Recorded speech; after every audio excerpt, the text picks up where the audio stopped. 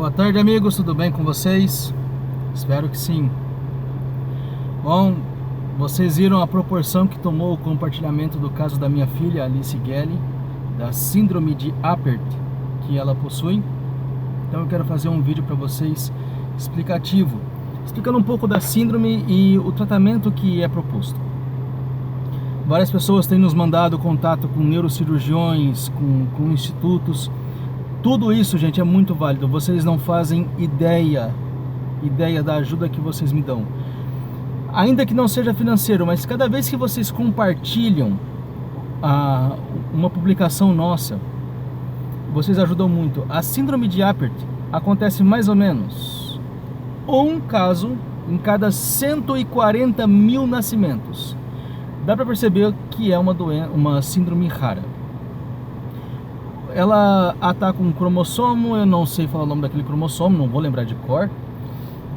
E ele causa uma mutação no crescimento ósseo. Então, primeiro efeito que nós vamos ver. As mãos se chamam sindactilia. Os dedos da mão nascem como se fosse um só. Eles não têm esse ossinho aqui, ó. Eu acho... Peraí, aqui. Esse aqui do meio. E eu acho que isso aqui chama interfalange.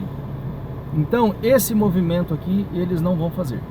Eles fazem isso, mas como isso aqui é praticamente um osso só, esse movimento é restrito, eles precisam fazer uma cirurgia para abrir os dedinhos. Então a sindactilia é classificada em grau 1, 2 e 3. A Alice tem sindactilia grau 1. Quer dizer que, apesar de tudo, é mais fácil separar e deixar ela com 5 dedinhos. Função dos dedinhos, estética ou motora? As duas. Ela vai conseguir, de acordo com a avaliação médica, fazer alguns movimentos. Pode ser que a pinça ela faça nesse dedo, nesse ou até no dedinho. Nós não sabemos ainda. Pelo tamanho do dedão dela comparado com os Apert, ele é grande. Então pode ser que ela consiga fazer a pinça até mesmo no indicador. Ela tem sindactilia nas duas mãos, as duas mãos grau 1. Ela também tem sindactilia nos pés. Porém, nos pés, a cirurgia não é tão necessária. Se o Apert consegue andar e se equilibrar, pelo que nós pesquisamos e fomos informados, não é necessária a cirurgia. A questão estética, como é que fica? Do jeito que nasceu. A estética para os pés não é importante, o importante é motora. A parte mais grave do Apert é a craniocestenose ou cranioestenose. Acho que é isso mesmo o nome. Vamos vendo, gente. Se o nome já é difícil, pensa a coisa. No caso da craniocestenose, o Apert, como tem a mutação nos genes dos crescimentos ósseos, o crânio de uma criança normal fecha com 4 anos de idade. O Apert nasce com alguns ossos já soldados. O que é isso? A criança normal tem os ossinhos da cabeça encaixados, mas eles não são soldados. Então, conforme o cérebro cresce, os ossos vão tomando o formato do cérebro e depois, com 4 anos de idade, fecha. O Apert não é assim.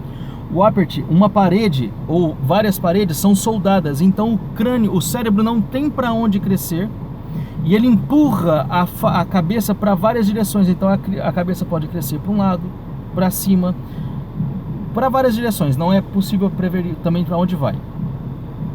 O que é necessário fazer? Quebrar essa sutura óssea, reconstruir ela. Então, no caso da Alice, ela tem a moleira daqui aberta e a do fundo aberta. Bezerra Hashem, ela nasceu assim, graças a Deus, com a moleira aberta. Com a força de Deus, com a ajuda de Deus, aqui não vai precisar mexer muito. Porém, a têmpora, que é isso aqui, ó, esse osso que encaixa com esse, isso aqui nela é uma placa só, então ela tem como se fosse uma placa de osso aqui, uma placa de osso aqui. Quando o cérebro crescer, começar a desenvolver, ele não vai poder expandir a cabeça lateral, então ele vai expandir a cabeça para cima. Isso chama-se, de acordo com os médicos, cabeça em formato de torre ou cabeça em torre. Além de um prejuízo estético, nós temos como o cérebro não cresce, ele tem um prejuízo cognitivo e motor. Além disso, o cérebro pode comprimir o nervo e os órgãos dos olhos e a criança com Apert se tornar cega, ou expandir pressionando os ouvidos e a criança, ouvido não, orelha interna, e a criança se tornar surda. Complicações. Uma pessoa que apresenta craniocistose, que não tem a síndrome de Apert, a cirurgia é mais simples. É uma cirurgia que requer quebra de osso. Ela não mexe no primeiro momento em cérebro, a não ser que seja mais grave, mas a cirurgia é externa, é na caixa craniana. Uma pessoa normal faz uma cirurgia dessa, em 24 horas ela está no quarto do hospital e depois tem a sua alta pelo quarto do hospital. O Apert é diferente. Como tudo nele é comprimido, o rosto é comprimido, tudo é muito junto, boca, ouvido, orelha interna, nariz, olho, tudo é muito junto. Eles têm um acúmulo de secreção que podem asfixiar, podem causar outras gravidades. E o Apert, quando faz essa cirurgia, ele sai direto do centro cirúrgico para a UTI. Então, a gente já sabe qual vai ser o caminho da nossa filha. Ah, mas precisou de UTI, teve complicação? Não, síndrome de Apert, cirurgia, UTI. A equipe para operar um Apert necessita ser uma equipe que tenha conhecimento, não só anatômico, mas o conhecimento do organismo de uma criança com Apert.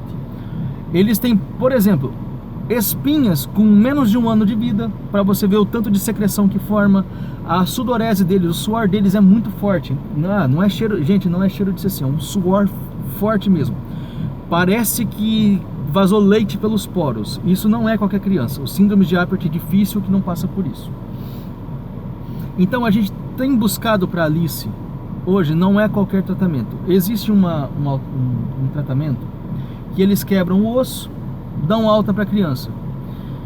O que acontece? Depois de algum mês a criança tem que fazer outra cirurgia e outra cirurgia e outra cirurgia, além de causar um prejuízo, porque quando a cabeça cresce, ela cresce em desnível por conta já das cicatrizações.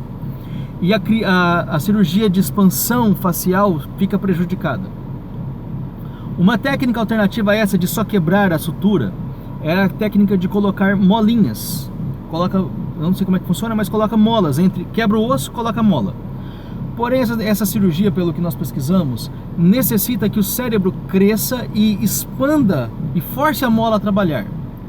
E se o cérebro não crescer, resultado, cirurgia deve ser refeita depois de um certo tempo. A técnica que nós vimos em Campinas, ela é diferente no quesito que eles usam uma estrutura metálica. Eu vou usar um termo grosseiro. Imagina uma morsa, tá? Que você lembra da morsa? Você gira ela vai expandindo. Então eles colocam um ferro conectado no fundo da cabeça e aquilo vem aqui, sai como se fossem umas anteninhas. Se você pesquisar a foto disso, parece que a criança está com as suas anteninhas mágicas de vinil, mas de titânio no caso. Então, conforme o médico aperta, ele consegue fazer com que o fundo da cabeça expanda. A cabeça fica arredondada e em 10, 15 dias a cabeça do Apert está no desenho normal. E outra coisa, você não depende do cérebro crescer, você já cria o vácuo na cabeça para que o cérebro cresça sem compressão craniana alguma. E você preserva a face. Aí com 8 anos é feita uma outra cirurgia. Ao invés de colocar esse distensor lá atrás, coloca aqui na frente. E você empurra o rosto para frente, aliviando os canais. E se não me engano, depois a cirurgia estética mesmo é feita quando ele tem 20 anos de idade, ou 18, mais ou menos nessa faixa. A vantagem da técnica de Campinas, que é a nossa prioridade, o cirurgião já fez cirurgia em mais de 45 Apert. Ele tem uma equipe multidisciplinar, especialistas em Apert. Além de Apert, eles fazem cirurgia em Cruisson e numa outra síndrome que eu acho que chama Faisan, não lembro o nome agora. Então, contando para vocês um pouco da doença da síndrome e também da terapia, do tratamento deles. Tem prejuízo estético? Evidente, tem. Mas a gente não tem uma preocupação. Alguns centros que preocuparam com estética do Apert fizeram algumas coisas assim, seriam errado. preocupa com a estética e esquece do cognitivo, esquece do desenvolvimento cerebral. E aí quando tem que fazer intervenção cirúrgica corretiva de estética, não consegue porque os ossos... Gente, eu não sou médico, não entendo de anatomia, mas pelo que nós somos orientados, toda vez que você mexe onde já foi feita a cirurgia, é mais difícil. Então, por isso que eles preferem deixar o rosto virgem de cirurgia e trabalham com o fundo da cabeça. Nós tivemos oportunidade de conhecer casos feitos em Campinas e em outros locais do Brasil. Por isso que nós temos uma prioridade, nosso foco é Campinas. Claro, nós estamos abertos a outras possibilidades, mas estou contando para vocês o porquê de escolhermos esse local. Hoje, por tudo que nós vimos, a técnica de maior sucesso no mundo é essas do distensor. As técnicas da mola foram superadas por essa do extensor, que se não me engano é uma técnica que começou a ser desenvolvida em 2008. As da mola já são mais antigas, são mais baratas. As da mola também requer, o tempo de recuperação é maior, tem as suas vantagens. Tem gente que fez as técnicas de mola e se deu muito bem, porém, contudo, a técnica dos distensores, extensores, dessa coisa metálica, hoje é o que existe de mais moderno. E hoje não é só, você quer algo moderno? Não, eu quero o melhor para minha filha. Eu quero o melhor para o Zappert. Quando você divulga a minha filha, você não está divulgando a Alice Gelli, você está divulgando a síndrome de Apert. Vocês estão deixando claro para o Brasil que existe uma síndrome rara, que talvez não existam 300 crianças assim no Brasil. É isso que vocês estão fazendo. Além, óbvio, de me ajudar com recursos, para que essa cirurgia seja feita e essa criança consiga desenvolver o mais perto, da melhor forma possível.